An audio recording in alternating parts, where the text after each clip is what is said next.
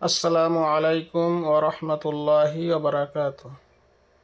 ইন্নাল হামদালিল্লাহ নাহমাদুহু ওয়া নুসাল্লি আলা রাসূলিহিল কারীম, আম্মা বা'দ। আজকের বিষয় হচ্ছে নবজাতক উপলক্ষে কয়েকটি জাহেলি প্রথা। ইসলামের আগে, অর্থাৎ নবী সাল্লাল্লাহু আলাইহি সাল্লাম দুনিয়াতে আসার আগে, সে সময় যে একটা মূর্খতার যুগ ছিল, সেই যুগে নবজাতক উপলক্ষে কি কি প্রথা ছিল সেই বিষয়ে এখানে সংক্ষিপ্তভাবে কিছু আলোচনা করা হচ্ছে। আরবরা উটনির প্রথম শাবককে তাদের দেবদেবীর নামে জবাই করত এবং এর নাম ছিল ফারা। আর রজব মাসের সম্মানার্থে একটা পশু জবাই করত এবং এর নাম দিত উতাইরা। আরবরা উটনির প্রথম শাবককে, মানে উটের প্রথম বাচ্চাকে, তাদের দেবদেবীর নামে জবাই করত এবং তার নাম ছিল ফারা। সেই শাবকটাকে, সে বাচ্চাটাকে তারা নাম রাখতো, এটা হচ্ছে ফারা। আর রজব মাসের সম্মানার্থে একটা পশু জবাই করত এবং এর নাম দিত উতাইরা। ইসলাম দেবদেবীর সম্মানার্থে পশু জবাই করতে নিষেধ করেছে।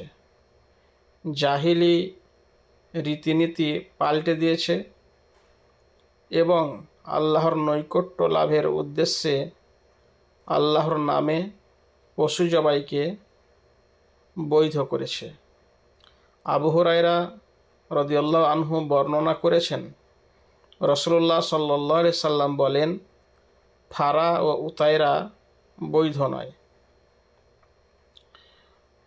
নুবাইশা রাদিয়াল্লাহু আনহা বলেন, এক ব্যক্তি রাসূলুল্লাহ সাল্লাল্লাহু আলাইহি সাল্লামকে বলল, আমরা জাহিলি যুগে রজব মাসে উতাইরা জবাই করতাম, এ সম্পর্কে আপনার আদেশ কি?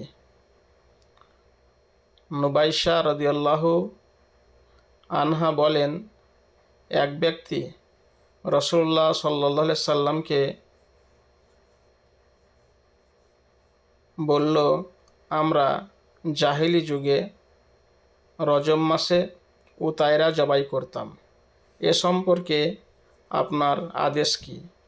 রাসূলুল্লাহ সাল্লাল্লাহু আলাইহি সাল্লাম বললেন, আল্লাহর নামে যে কোনো মাসে জবাই করো এবং আল্লাহর নামে দান করো ও খাওয়াও। সেই ব্যক্তি পুনরায় বলল, আমরা জাহিলি যুগে ফারা জবাই করতাম, এ সম্পর্কে আপনার নির্দেশ কী? সেই ব্যক্তি পুনরায় বলল, আমরা জাহিলি যুগে ফারা জবাই করতাম, এ সম্পর্কে আপনার নির্দেশ কী? রাসূলুল্লাহ সাল্লাল্লাহু আলাইহি সাল্লাম বললেন, প্রত্যেক চড়ে খাওয়া পশুরই শাবক হয়। রাসূলুল্লাহ সাল্লাল্লাহু আলাইহি সাল্লাম বললেন, প্রত্যেক চড়ে খাওয়া পশুরই শাবক হয়, যাকে তোমাদের গবাদি পশুপালন করে, যাকে তোমাদের গবাদি পশুপালন করে। যখন সেই শাবক উটে পরিণত হয়, তখন যদি তুমি তাকে জবাই করো এবং তার গোশত পথিকদের দান করো, তবে সেটা উত্তম কাজ। আবু দাউদ, নাসাই। আবু রাজিন বলেন, আমি বললাম, হে রাসূলুল্লাহ সাল্লাল্লাহু আলাইহি সাল্লাম, আমরা রজব মাসে পশু জবাই করে নিজেরা খেতাম ও অতিথিকে খাওয়াতাম। রাসূলুল্লাহ সাল্লাল্লাহু আলাইহি সাল্লাম বললেন, এতে দোষের কিছু নেই। ইমাম আহমদ ও নাসাই উমর ইবনুল হারিস রাদিয়াল্লাহু আনহু থেকে বর্ণনা করেন, তিনি বিদায়ী হজে রাসূলুল্লাহ সাল্লাল্লাহু আলাইহি সাল্লামের সাথে সাক্ষাৎ করলেন। তখন এক ব্যক্তি বলল, হে রাসূলুল্লাহ সাল্লাল্লাহু আলাইহি সাল্লাম, ফারা ও উতায়রা সম্পর্কে বলুন।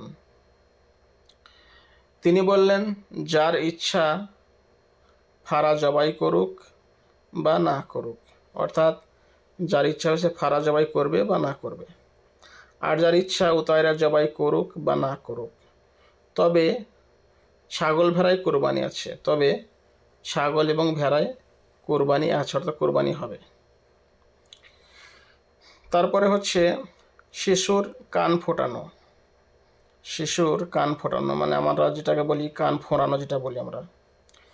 হাম্বালি গ্রন্থাবলীতে আছে মেয়ে শিশুকে অলঙ্কারের জন্য কান ফোটানো জায়েজ। হাম্বালি গ্রন্থাবলীতে আছে মেয়ে শিশুকে অলঙ্কারের জন্য কান ফোটানো জায়েজ, কিন্তু ছেলেদের বেলায় এটা মাকরুহ। কিন্তু এই কান ফোটানো ছেলেদের জন্য কি মাকরুহ। ফতোয়া কাজীখাতে আছে, ফতোয়া কাজীখানে আছে মেয়ে শিশুর কান ফোটানোতে দোষ নেই, কেননা জাহেলি যুগে লোকেরা এটা করত। ফতোয়া কাজীখানে আছে মেয়ে শিশুর কান ফোটানোতে দোষ নেই, কেননা জাহেলি যুগে লোকেরা এটা করত। পরে রাসূলুল্লাহ সাল্লাল্লাহু আলাইহি সাল্লাম এটা অপছন্দ করেননি। মানে কান ফোটানোর বিষয়টা জাহেলি যুগের মানুষরাও করত, কিন্তু রাসূলুল্লাহ সাল্লাল্লাহু আলাইহি সাল্লাম বিষয়টা কি অপছন্দ করেননি। ওয়া আখিরি দাওয়ানা আনিল হামদুলিল্লাহি রাব্বিল আলামিন। আসসালামু আলাইকুম ওয়া রাহমাতুল্লাহি ওয়া বারাকাতুহু।